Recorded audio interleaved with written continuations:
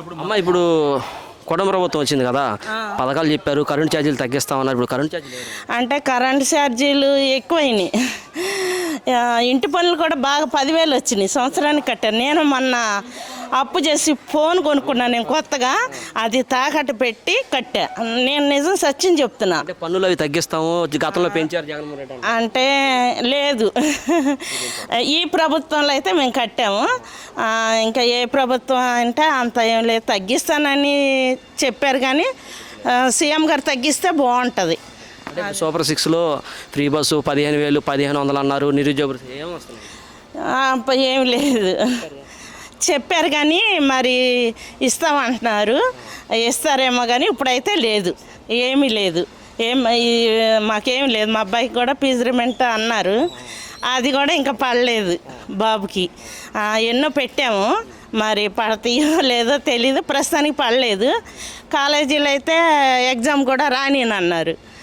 మేము 4,000 అప్పు చేసుకుని కట్టాము, పడతాయేమో తెలీదు. అంటే విద్యార్థులకి ఎగ్జామ్స్ రాయని అంటే మరి మీకు ఇబ్బందే కదమ్మా పిల్లలకి? ఇబ్బంది, మరి మేము చదువుకుంటే ఏమన్నా వస్తాయనే కదా తినక కట్టాము, మరి తప్పదుగా మాకు. అదండి, ఆయన కూడా ఫీజుమెంట్ సీఎం గారు వేస్తే బాగుంటుంది. మేము ఎదురు చూస్తున్నాం వేస్తారని. గతంలో జగన్మోహన్ రెడ్డి గారు పథకాలు ఇచ్చి సోమరిపోతులు చేశాడు జనాన్ని అంటున్నారు. మరి వీళ్ళు అంతకంటే ఎక్కువ ఇచ్చాను. ఆయన పరిపాలన ఎలా ఉంది? ఆయనదంటే అండి మాకైతే బాగానే ఉంది. నాకైతే అండి డోక్రా రుణమాఫీ చేశారు, మా అబ్బాయికి ఫీజుమెంట్ 3 సార్లు వేశారు. మరి ఇంకా నాకు పర్వాలేదు. అమ్మఒడి అంటే వేశారు, అన్నీ వేశారు. ఆయన ప్రభుత్వంలో బాగానే ఉంది. 18,000 కూడా వచ్చినాయి నాకు.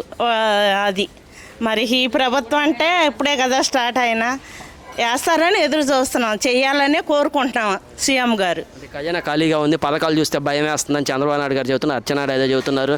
మరి వాళ్ళు ఎలక్షన్ ముందు తెలియదు అని అడుగుతున్నారు. అంటే తెలియదంటే వాళ్ళు మరి ప్రజల కోసం వచ్చామంటున్నారు కదా, న్యాయం చెయ్యాలి కదా. వాళ్ళే మాకు, మేము నమ్మి వేసాం కదా, ఆ ప్రభుత్వం చూసాము, ఇది కూడా చూద్దామని వేసాము. వేస్తే బాగుంటుంది. వాళ్ళు ఆలోచించుకోవాలి ప్రజలు ఏంటి అనేది. ఏ సమ్ ఏరియాలో అయితే ఉన్నాయో ఏమి ఉన్నాయో వాళ్ళు కొద్దిగా దయచేసి చూస్తే బాగుంటుందండి.